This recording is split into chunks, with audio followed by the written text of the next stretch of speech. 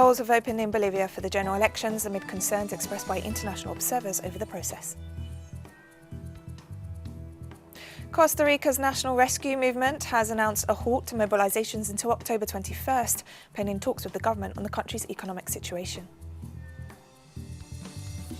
The Africa Centers for Disease Control and Prevention has reported an increase in COVID-19 cases and deaths, warning of a possible second wave across the continent.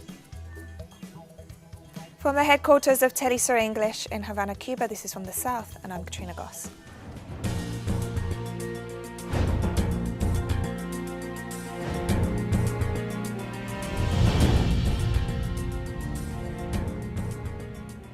The polls have officially opened in Bolivia as the country holds its general elections. At 7 a.m. local time, the Supreme Electoral Tribunal inaugurated the 2020 general elections from its headquarters in La Paz. De facto President Janine Áñez and her government minister Arturo Murillo were in attendance. The stakes are very high in these elections, which come after the coup against President Evo Morales last November and the repeated delays to the vote. International observers have called for transparency in the vote counting process after the Electoral Authority announced changes to the procedure and stressed that any early results issued cannot be considered binding or official in a context in which the elections are being overseen by an administration hostile to the majority party. And just 12 hours before the elections, Bolivia's electoral authorities announced on Saturday night that they had scrapped the quick vote counting method in the first round being held this Sunday, known as the new system of dissemination or preliminary results, following criticism from electoral observers about lack of transparency. The Supreme Electoral Tribunal had planned to implement the new rapid results system created specifically for the October 18th vote, but Tribunal President Salvador Romero reported that the suspension had been determined because the tests conducted did not allow for a secure count. And as noted, this Sunday the polls have opened in Bolivia for the general elections. Meanwhile, on Saturday, the Electoral Tribunal officials announced that there would not be reports on preliminary electoral results in a last-minute decision. Our correspondent Camila Escalante brings us more details.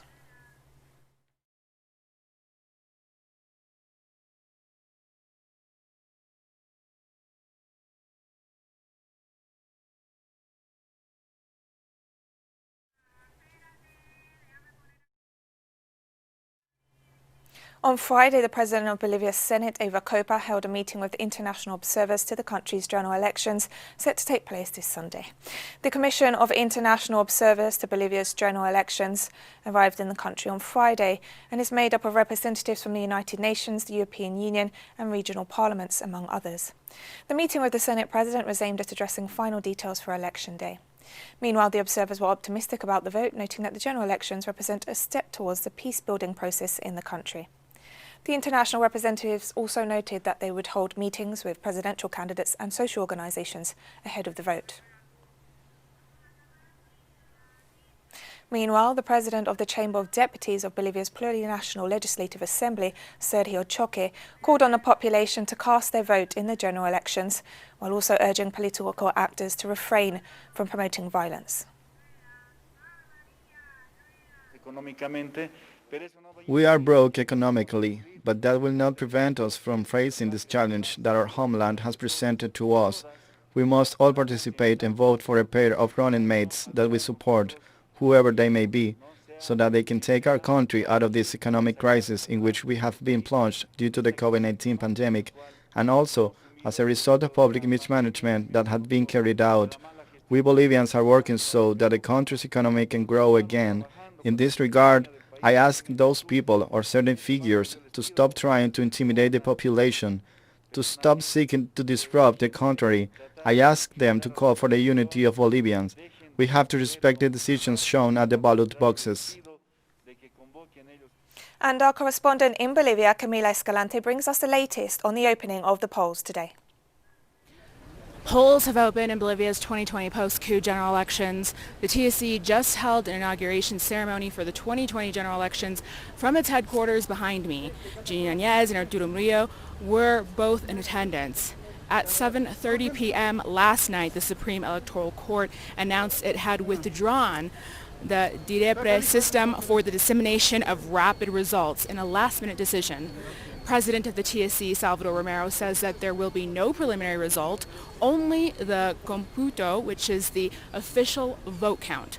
MAS senators, including Eva Copa, who is here at this event, demanded further explanation for the last-minute suspension of the rapid vote counting system following several announcements by the TSC, which had claimed that this was a reliable system. Candidate Carlos Mesa said it was regrettable, the decision, but accepted it, and Fernando Camacho, who is sitting in third place, has rejected the change, and we haven't yet heard from Luis Arce of the MAS. The spokeswoman for the election observation mission of the Inter-American Union of Electoral Organizations to Bolivia's general elections explained the mission's tasks ahead of the vote this Sunday. UNIORE's mission has two parts. One is the presidential part with 9 members, and on the other hand, there is a virtual accompaniment, which has been the new form of observation taking place due to the COVID-19 pandemic and travel restrictions. But the aim is to be able to provide full support by a group of authorities participating from different countries. Likewise, the observation mission's spokeswoman noted that the efforts have been ongoing since September with Bolivia's Supreme Electoral Tribunal in order to ensure a smooth electoral process in the midst of the COVID-19 pandemic and following the political crisis sparked by last year's coup. On September 25th, we started a virtual advance mission in which we met with different authorities of the Supreme Electoral Tribunal, academics and civil society organizations, precisely in order to learn of elements of the activities that had been carried out thus far by the tribunal, and the way in which it was facing the challenges unleashed both by a complex political context, taking into account the recommendations that were issued on the elections of last year, and also a particular context in the midst of the COVID-19 pandemic, which requires the adoption of specific measures by the authorities in order to guarantee the right to health of all Bolivians. The Office of the United Nations High Commissioner for Human Rights has called for a calm and inclusive environment that ensures respect for human rights ahead of Bolivia's general elections to be held this Sunday, October 18th. The UN High Commissioner for Human Rights, Michelle Bachelet, has urged Bolivia's authorities, political and other actors to refrain from any actions that could undermine the peaceful conduct of the general elections that are taking place this Sunday. In light of the political and human rights crises that were unleashed during the previous attempt to carry out these elections a year ago, Bachelet has expressed her hope that Sunday's elections would take place in a calm, participatory, and inclusive manner, in an environment that ensures respect for human rights of all people in Bolivia. It is essential, the High Commissioner says, that all sides avoid further acts of violence that could spark a confrontation. No one wants to see a repeat of last year's events, which led to extensive human rights violations and abuses, including at least 30 people killed and more than 800 injured, and ultimately to everyone losing out. An Argentinian court has ordered the immediate release of the leader of the Tupac Amaru Neighborhood Association, Milagro Sala, who was sentenced last year to 13 years in prison on charges of extortion and illicit association. The Economic Criminal Court of the northwestern Argentinian province of San Salvador de Jujuy issued Sala's release order and that of others accused in the Pibes Valleros case. Meanwhile, Sala's legal defense team filed a complaint after the court decided to absolve Sala only for the Fellner case, in which she was accused of illegal housing construction, meaning she would remain in prison. Sala is set to be released under juratory caution and must remain at her registered address and at the disposition of the justice system.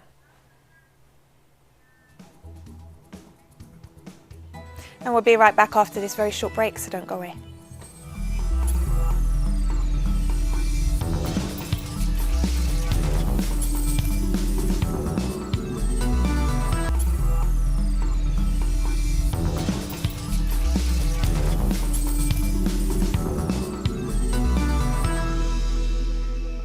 Welcome back to From the South.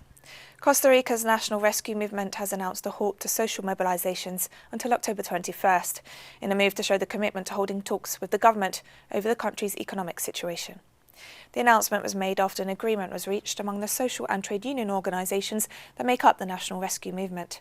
Meanwhile, the halt to the mobilisations is conditional on President Carlos Alvarado's fulfilment of his promise to initiate talks to address the demands voiced since the beginning of the demonstrations.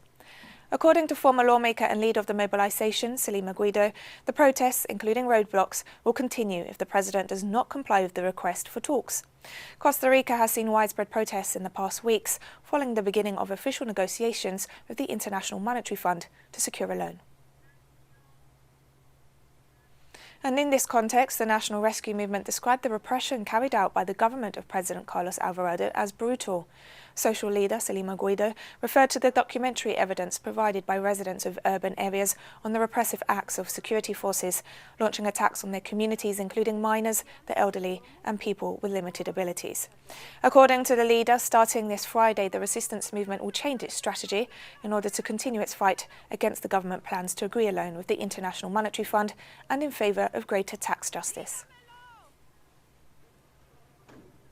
The sugar industry was once a pillar of the Dominican Republic's economy, but the story is very different today.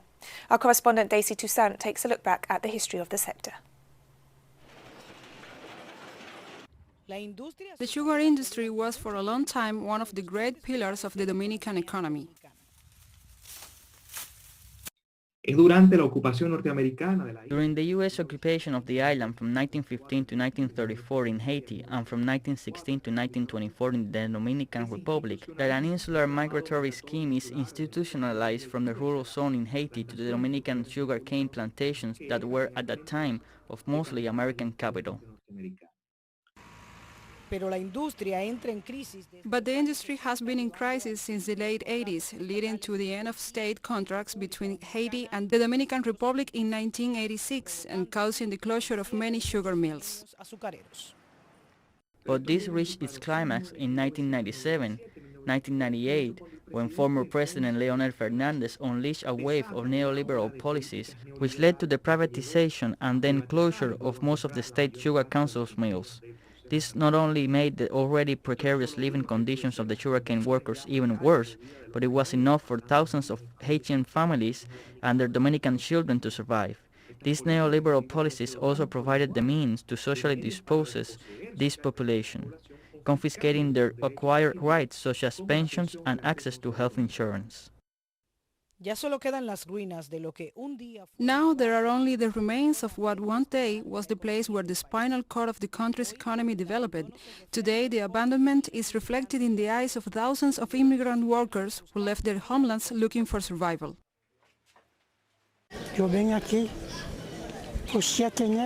I came here on January 7, 1970. Then I was in Yemen and I came here to start shopping sugarcane.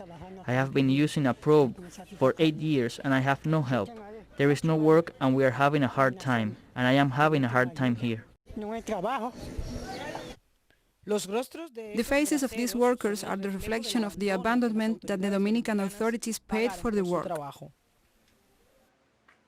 The Haitian worker was intrinsically associated with and forced into the most exhausting and devalued and malpayable work as that of the sugar industry, but also forced to exist in strict and monitored conditions of confinement in the batalles, whose housing and sanitary situations continue to be deplorable today.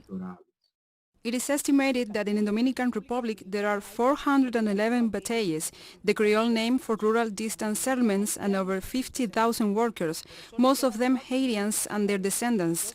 But there are only 4 sugar mills left, 2 private and 2 state-run. This is one of the few sugar mills operating in the country, unlike in the 80s when thousands of workers were needed for the operation of the sugar factories.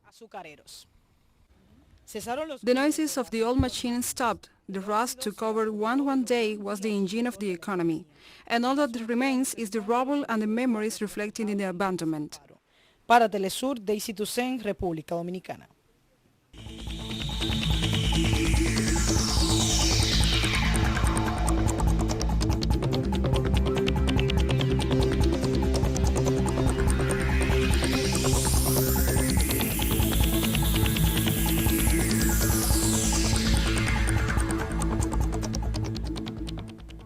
On Friday, Germany confirmed more than 7,000 new coronavirus cases for the first time, representing its second consecutive daily record. Germany is still in relatively good shape compared with several neighbouring countries, which are also seeing record figures. Earlier last week, the federal and state governments agreed to toughen mask-wearing rules. The European nation confirmed more than 355,000 cases since the outbreak of the pandemic and over 9,800 deaths. French President Emmanuel Macron has reiterated the European Union's willingness to reach a final post-Brexit trade agreement, while highlighting that negotiations required effort, particularly from British authorities. The statements came following the conclusion on Friday of a two-day European Union leaders' summit.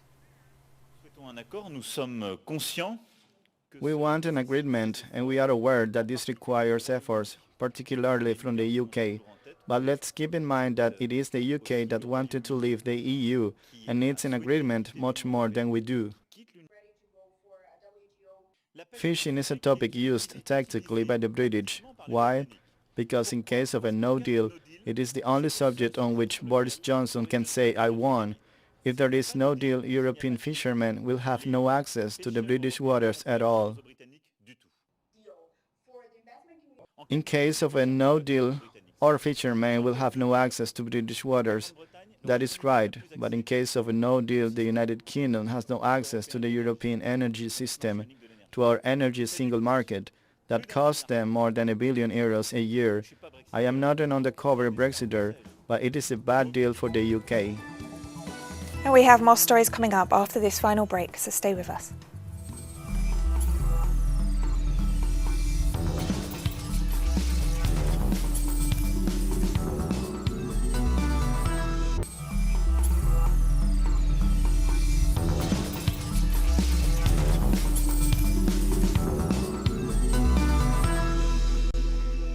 Welcome back to From the South. The Africa Centres for Disease Control and Prevention reported that COVID-19 infections and deaths have increased in recent weeks, warning of the possibility of a second wave of the epidemic across the continent. So far, health institutions across Africa have confirmed more than 1.6 million COVID-19 cases and over 39,000 deaths. Fortunately, over 1.3 million patients have recovered from the virus. The countries with the highest number of COVID-19 related deaths are South Africa, Egypt, Morocco, Algeria and Ethiopia, which also rank among the top 6 nations in Africa in terms of the number of confirmed cases. United Nations officials have warned of an unprecedented crisis in the Sahel region of Africa as escalating violence, rising levels of food insecurity, continued displacement and the impacts of the COVID-19 pandemic are triggering the conditions for one of the world's worst humanitarian emergencies. The humanitarian situation has deteriorated sharply over the past 2 years. Needs are rising faster than funding can keep up. People living in the border region between Mali, Burkina Faso and Niger are now at an epicenter of conflict, poverty and climate change. The Central Sahel countries of Burkina Faso, Mali and Niger are the epicenter of the forced displacement crisis. More than 1.5 internally displaced people, IDPs, and 365,000 refugees have fled violence in the Central Sahel, including over 600,000 this year alone. A record 7.2 million children in Burkina Faso, Mali, and Niger now require humanitarian assistance. This is up 2/3 in just 1 year. Over 1 million children have been forcibly displaced from their homes. Safe water, so critical for the survival of young children and for preventing COVID-19, is scarcer than ever, particularly so among those displaced. More than 350 prisoners were freed on Friday on the second day of a landmark exchange between the warring sides in Yemen.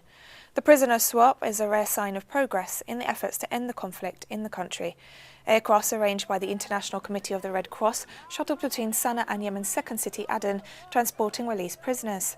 The ICRC, tasked with the logistics of the complex 2-day operation, announced that on Thursday it flew more than 700 freed detainees to cities in both Yemen and neighbouring Saudi Arabia.